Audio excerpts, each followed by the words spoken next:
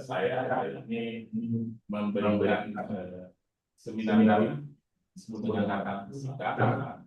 Cuma saja judul dikasih ke saya itu terlalu berat sebenarnya. Karena permintaan tahun ini sebatas yang saya bahwa sadar ilmu supaya tidak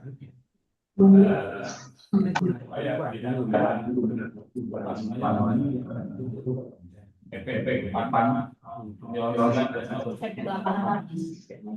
Baik, judul yang diberikan sedang merubah lubang raksasa di tengah Pondok Bali.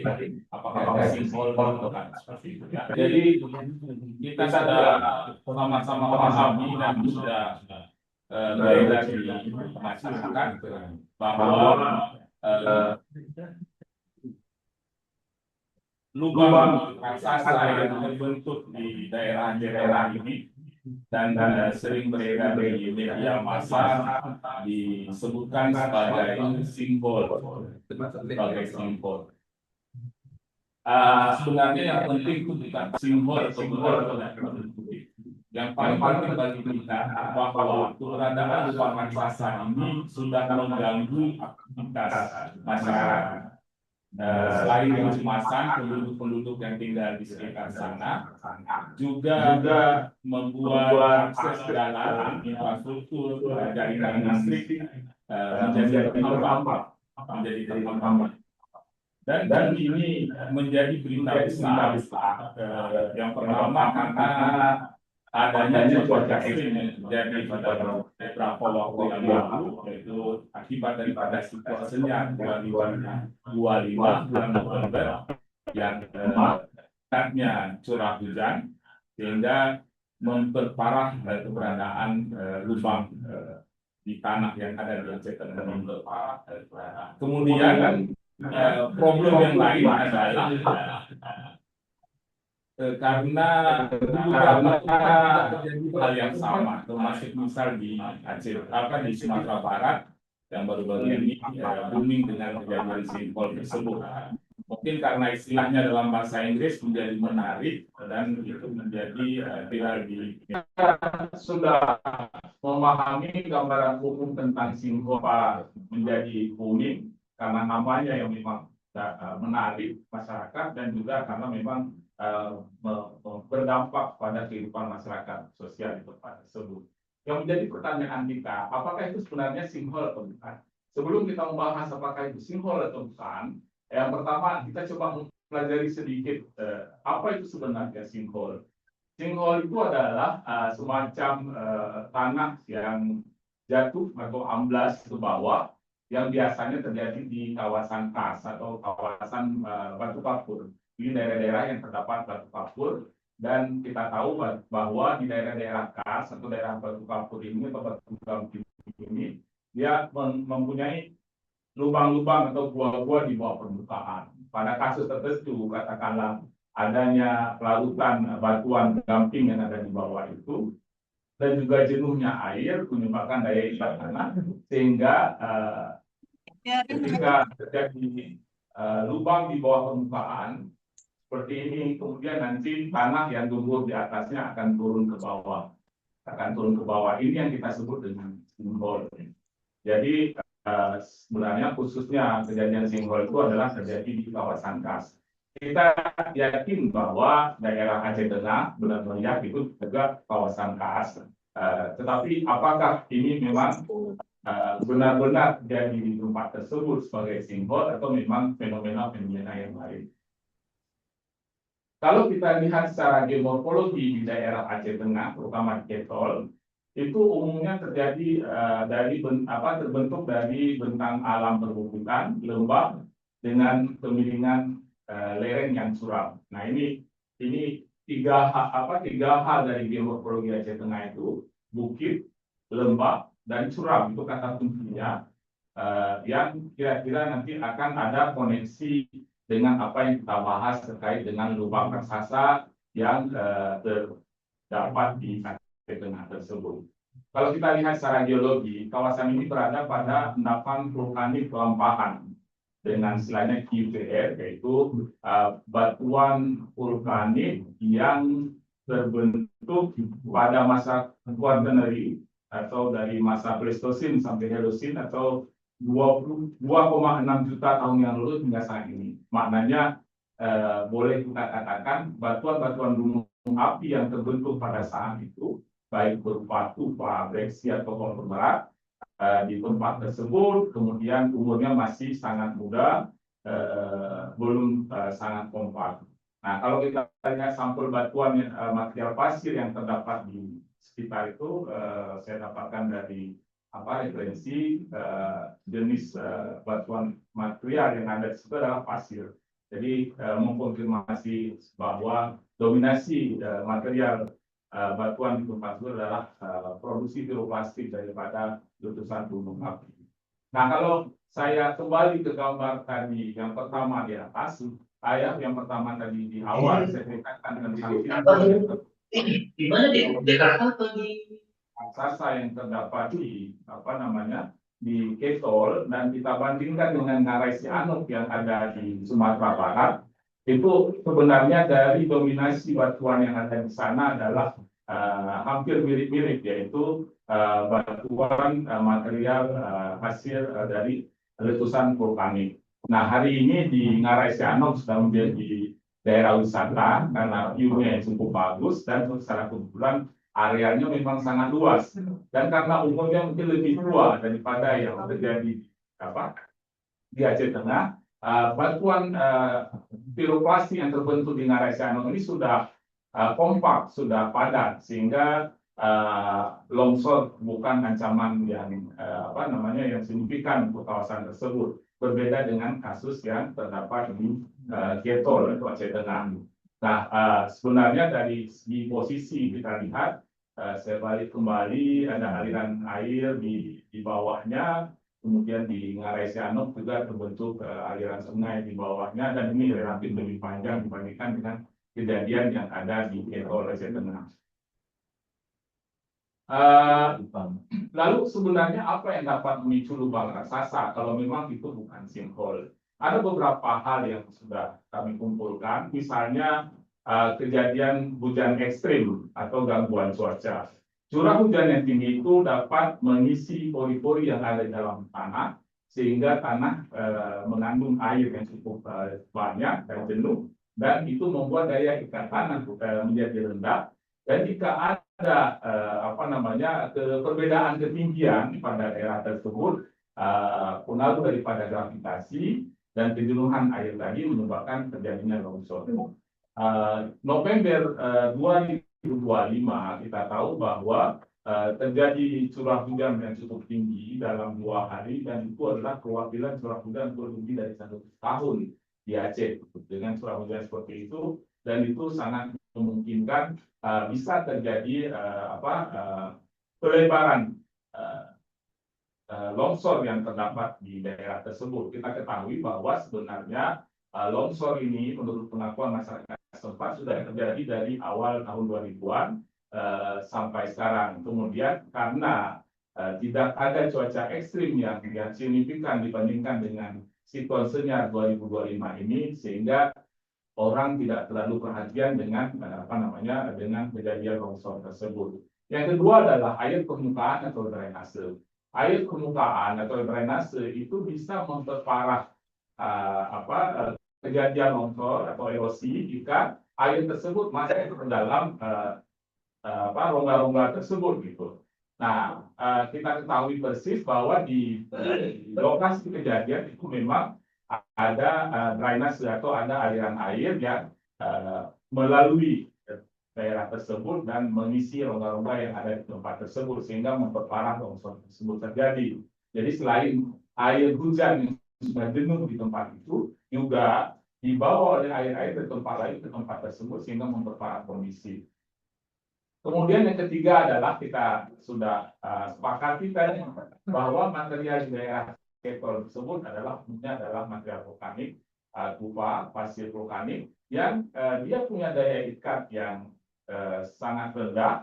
Kita penuh dengan air, jenuh dengan air, yang bisa menyebabkan terjadinya kehilangan daya ikat dan terjadinya longsor. Dan kita tahu persis bahwa lereng longsor yang ada di Ketol tersebut adalah sangat curam, tebingnya sangat vertikal, sehingga pengaruh gravitasi memperburuk kejadian longsor yang ada. Sebenarnya ada dua hal lain yang juga bisa mempengaruhi. Yang pertama adalah adanya getaran atau aktivitas manusia. Kita tahu persis bahwa di dekat dengan kejadian longsor tersebut ada jalan besar yang senantiasa dilalui oleh kendaraan-kendaraan besar. Ini juga bisa mempengaruhi kejadian longsor atau memperbesar kejadian longsor. Nah, oleh karena itu banyak penduduk yang dilarang mendekati ke tempat tersebut karena dikhawatirkan aktivitas mereka juga bisa memperburuk suasana.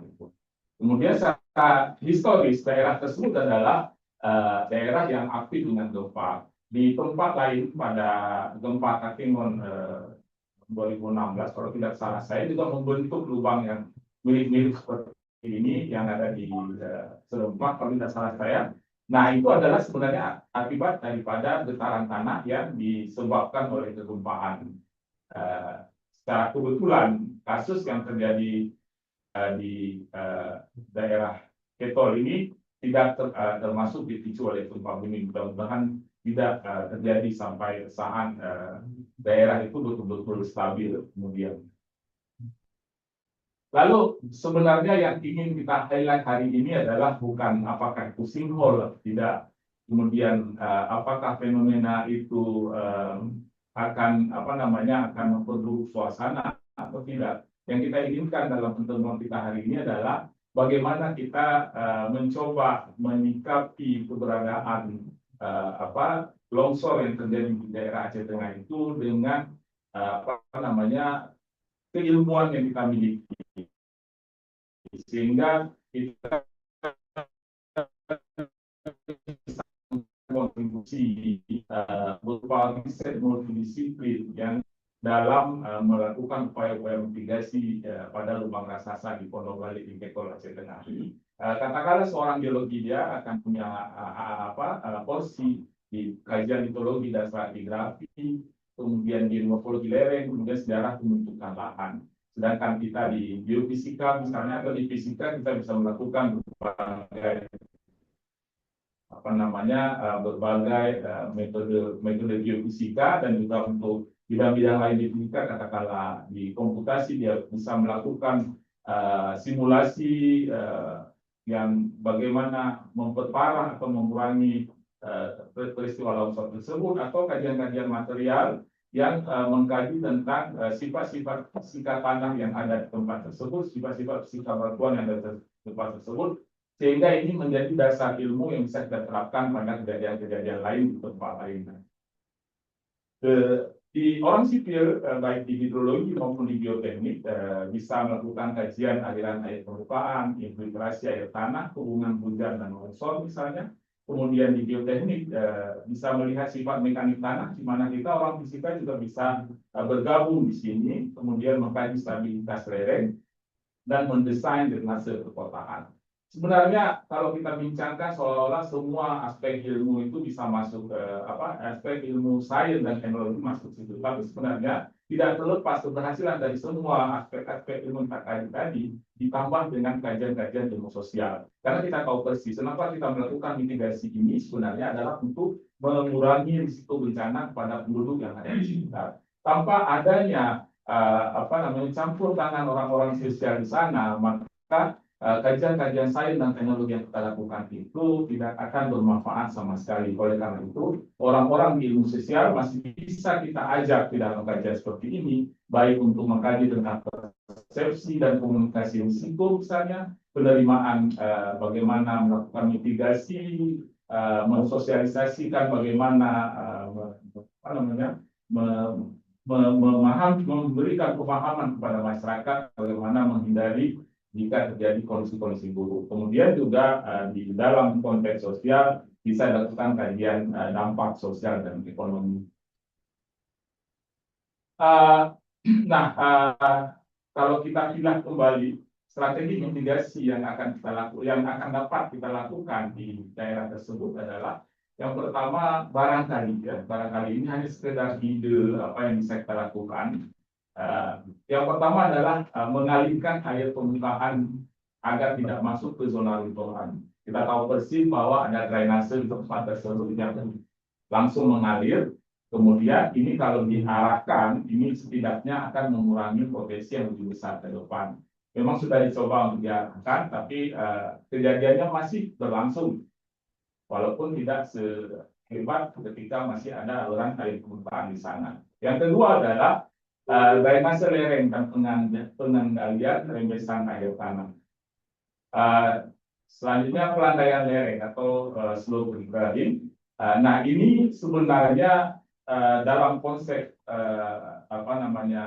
engineering, seandainya tebing tadi yang terbentuk vertikal lalu dibuat menjadi lereng katakanlah 45 derajat, dengan demikian itu dapat mengurangi potensi longsor pada masa mendatang. Namun problem lain muncul secara aspek sosial. Problemnya apa? Barangkali masyarakat setempat itu kan tanah-tanah produktif semua. Barangkali masyarakat setempat itu mau kalau seandainya lereng longsor itu terjadi secara alami, memang Tuhan yang mengakhirnya. Tapi kalau pemerintah membuat dia menjadi slope, tidak rela mungkin masyarakat setempat. Nah ini tentu butuh sentuhan-sentuhan sosial di sana, bagaimana bisa dilakukan pengurangan risiko daripada longsor.